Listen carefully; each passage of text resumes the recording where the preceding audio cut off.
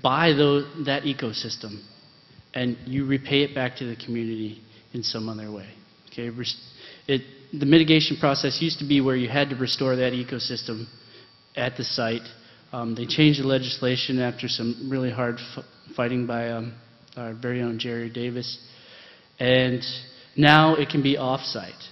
So now you see the Sela Bay, Seti Bay reforestation and the Massa River reforestation projects. And those are good.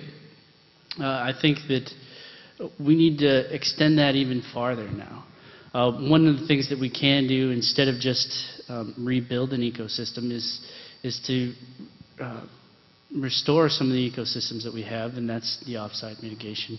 But also maybe spread a little bit of that mitigation money, which is quite a bit of money, to reducing our environmental footprint as a community as a whole.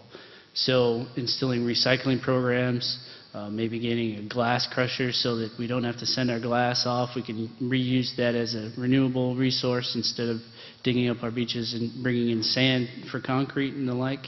There are many ways that mitigation, in my opinion, could extend and improve our quality of life rather than just maintain or fix one little piece of property. Thanks, Jason.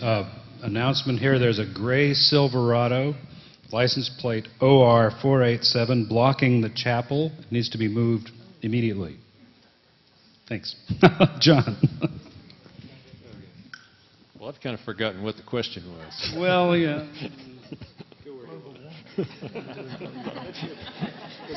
You really want to talk about global warming? What's it? Climate change. Well, you have to sign up for Landers in My course here this spring. You go if you want to get the details on that. Well, that's a complex topic, and as Tony said, the science is not settled on it. There really is a lot of controversy in the scientific community, but it's only the sensational stuff that gets into the media, and of course the media has it that we're all going to die, and we will eventually, one way or another. But in the meantime, what we need are sound policies that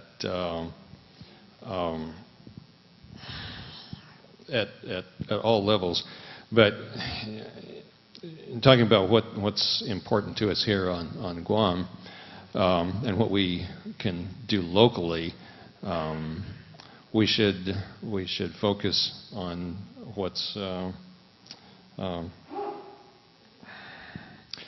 on the cost and benefits of the actions we take and the money we spend. Now, on this specific topic of sea level rise, about 3,000 years ago, sea level was about 2 meters higher than it is now.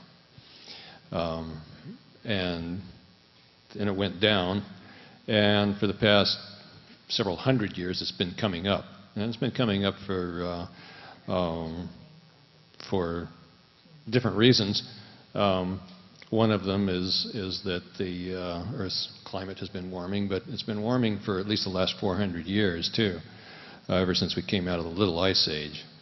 How much of it's anthropogenic, caused by humans, is still an open question, really. But that's not anything we're going to be able to do anything about here. Another thing that's useful for residents of Guam to know is that our current high sea level for the past 10 years appears to be a function of a regional natural climatic phenomenon. Mark Lander has been digging through the data, and he and I are working on a paper now to document the fact that after the 1997-98 El Nino, sea level rebounded. And those of you who lived here long enough know that when we have an El Nino like we're going into now, sea level actually drops, and all the reefs sit up out of the water at high tide. And during the 82, 83 El Ninos, El Nino, the 97-98 El Nino dropped about 1.5 feet. That's because when the prevailing winds change and the water levels in the whole Pacific Basin shift accordingly. But anyway, after the El Nino, it rebounds and comes back, and it can kind of overshoot that. We go into a La Nina condition.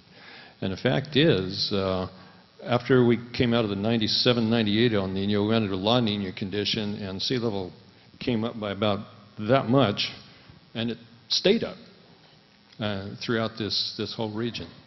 And we don't know exactly why. Mark could explain it better than I do, but he's not here today. So I guess the one thing that I would advise us against is you know, don't believe everything you hear in the media.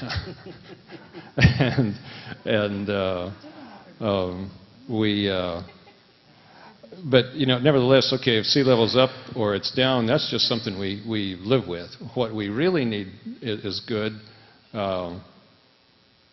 policies for response to that, and that really means just, it comes back again to the most efficient and effective use of the resources we have to deal with the problems we have. So I think it's a good combination of using the free market, the right kind of incentives for the private sector, and sound policy making within the public sector to base fees and regulations on good science and what we know works. Okay, thank you, John. Now, we're really running short. I'm sure that aggrieves you, but a very brief response. Gary, if you would, please. Brief? Brief? Well, first of all, I'd like to say that if Laura Lee lives long enough, based on what John said, she will get her beach back. 3,000 years. Very quickly, this is a true story. It has some climate change application to it.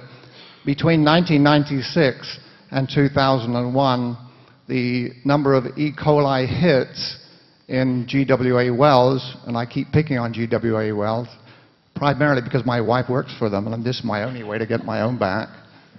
The number of E. coli hits in GWA wells totaled 32% of all wells. The national average is 28%, so 32%. We're above national average, which caused some concern among the local, among our US EPA brethren. In 2003, a new management was brought in, and they really worked hard to upgrade the system. They had better equipment, better pumps, better engineers. They had certification courses for all their wastewater operators. The skill level rose dramatically, and there was a tremendous result.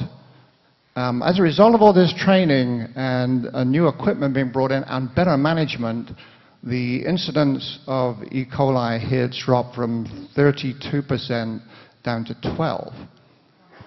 And now the national average is 28%. This is pretty darn good. The US EPA claimed that Guam Water Works now, from a microbiological standpoint at least, that's E. coli, is in better shape. The wells are in better shape than they've been for decades. So kudos to GWA. Well done. Keep it up. However, as a scientist, I have to point this out, and don't get me wrong, I'm not for or against GWA or EPA, or I just tell it as it is. Since 2002, we've been, climatically speaking, in the big nothing.